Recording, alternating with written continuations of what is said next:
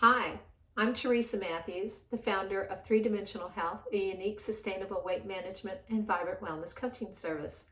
Welcome to my office. Today, I'd like to chat with you about treats. A few years ago, maybe more than a few, I was at dinner with my brother. I was in town and we went to dinner.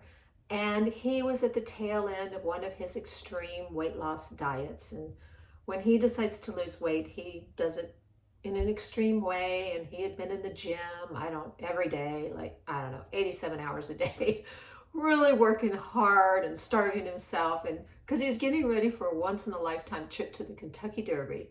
And he made the comment that he didn't want to look like some mafia guy in a big black suit. He wanted a trim black suit and with the hat and stuff for the Derby. And he was going with clients. So in any event, he had really worked hard and he made the comment, man, when this is over, and he was so close. When this is over, I'm going to treat myself to a double Whataburger with cheese. And I was really struck by this. It's the first time I ever really thought about treats. So I started talking out loud, thinking out loud, and said, when exactly did we decide that treats are all these things that are so unhealthy for us and undo the work that we've just done?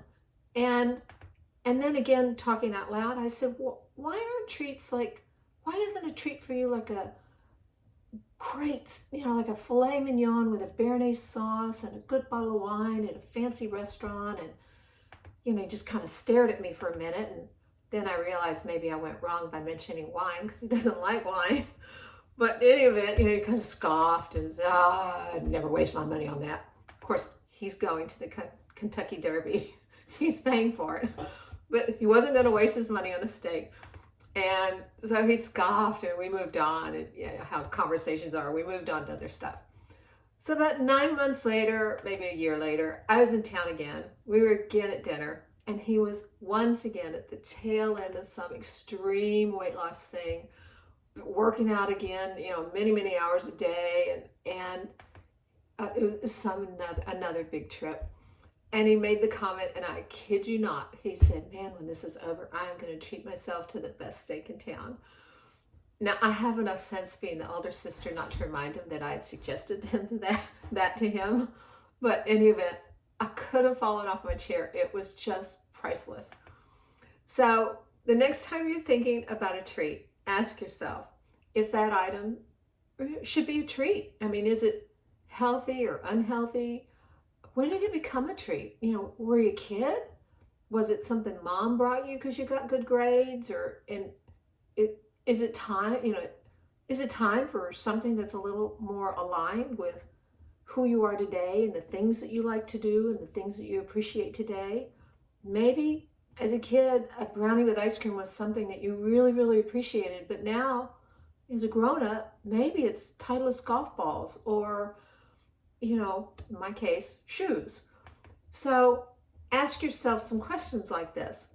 Is it time to reconsider whether unhealthy foods and unhealthy habits should be treats for health-related goals in particular?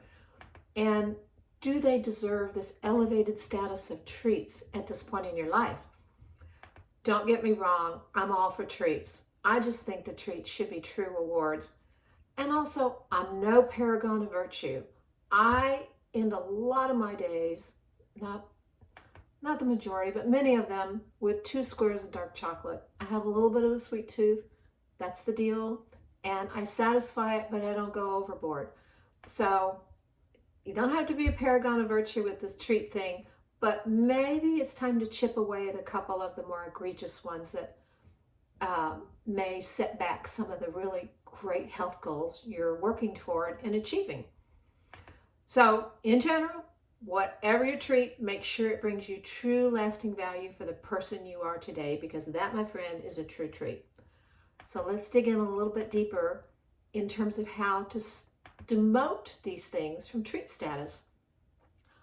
I probably don't have to work too hard to convince you that a cookie is probably not a great treat, and it's not a great reward for reaching a health-related status. But knowing this in your mind and truly demoting it both in your mind and in your heart is not that simple. And I say heart because a lot of these treats have emotional triggers. They come from fond memories. There's some moment or moments when, that was when it became the treat. Like Friday nights were the night the whole family got together and had a big cheesy pizza. And it was a special night and it was a game night. And so pizza is a treat. Or in my case, it was Oreos. We would come home from grade school, first, second, or third grade. Mom would meet us at the back door, and each of us would get a little saucer with 3 little Oreos and a half a glass of milk.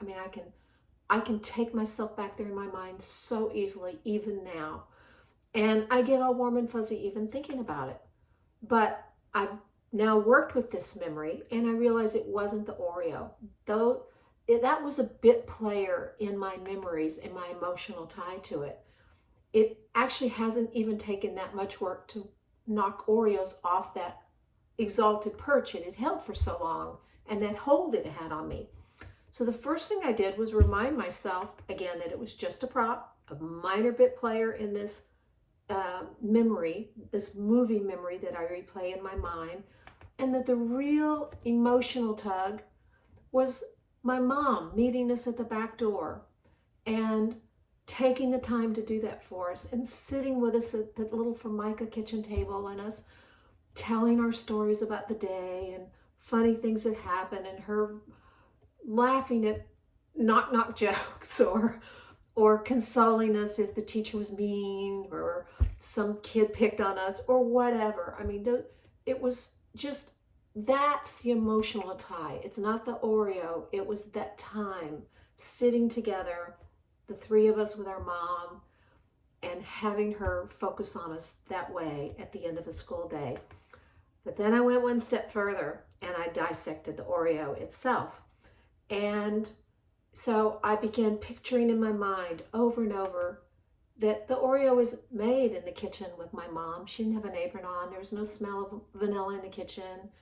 It was, it's made in a big factory, big stainless steel machines by people in white coats and hairnets, and it's sterilized every day, and there's all these processed ingredients in big stainless steel vats and all of this processed fat congealed stuff with false, fake flavorings that are made in a laboratory, and you kind of get the picture. It's not all warm and fuzzy. It's not made by grandma or mom in the kitchen. It comes from a factory. And it didn't take long to demote the status of the Oreo from the bit player it already was to the not so healthy, unimportant status that it deserves, to that warm feeling that I had from those memories. So if you want to change your perspective regarding some treat, if you can, go back in your mind and figure out when it got that emotion, when you developed that emotional tie. Was it pizza night? Was it game night? Was it what you went to after the football games in high school? Was it, like me, a treat at the end of a school day, a reward for cleaning your room? Whatever it was. And importantly, were you a kid? Those treats need serious evaluation if they're kid treats. If they're later in life treats, again, look at how it became the treat and see if you can't dissect that movie, dissect those emotions, because it isn't just thinking about it.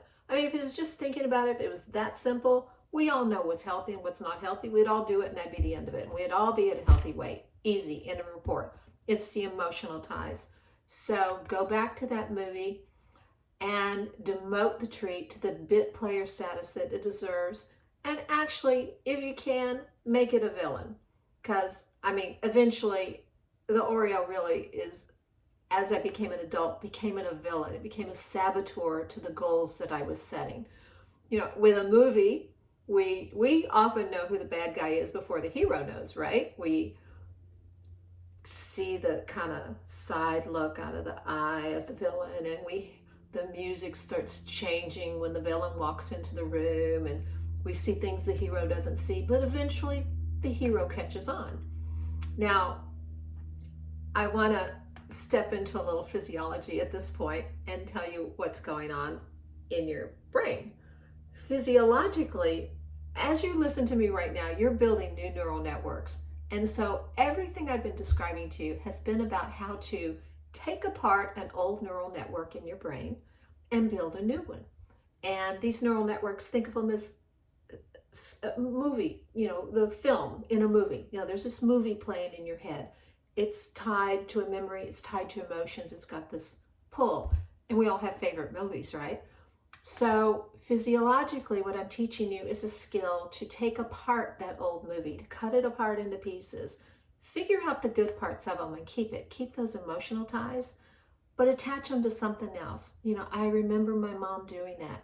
It doesn't get attached to the Oreos anymore. I spliced that out of the movie in my mind. And I've built new neural networks about other things that can replace it. This is all physiologically what you're doing, and it's a great practice. And you want to repeat it over and over in your mind until it begins to resonate in your heart and your emotions get tied to something else, because that's when change happens. It's not from the brain, it's not from knowing something, it's from feeling something emotionally. And you want to play it over and over like a favorite song until it's just your go-to preference. This is what I teach and recommend when you work with me in my weight management program. But I'm giving it to you for free today. So practice it. I trust you. It's powerful. Figure out, figure out what the treat is, figure out the ties, and dismantle them.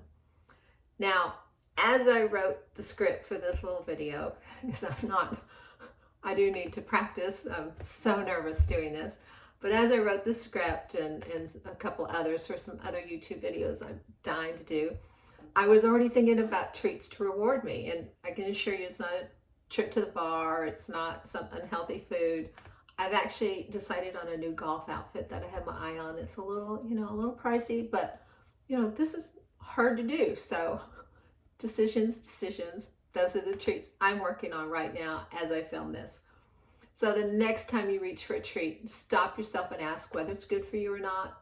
And if not, actively start building a case. Actively dismantle your neural networks, the movie in your mind, the movie in your heart, and film a new one. Create a new one. This is such a great skill to master. I just can't say that enough. It's a great skill to master with food, with your diet, with your weight, but it's also a great skill to master with activities, with work goals, with belief systems. It's just so valuable to know that you can reprogram and create new movies in your mind that resonate, that match what you want to do with your life at this point in your life, whatever your age, whatever your goals, whatever your life circumstance. It can be done, and it's not that hard. And when you get that done, when you accomplish it, by all means, cap it off with a treat. I'd love to know what you think of this YouTube, and as you work with it, how successful you are with it and your thoughts on it. So be sure to drop me a note. You can do it through my website or Facebook page, or I think there's a way to do it with the YouTube. And until then, stay well. I'm wishing you an abundance of vibrant health.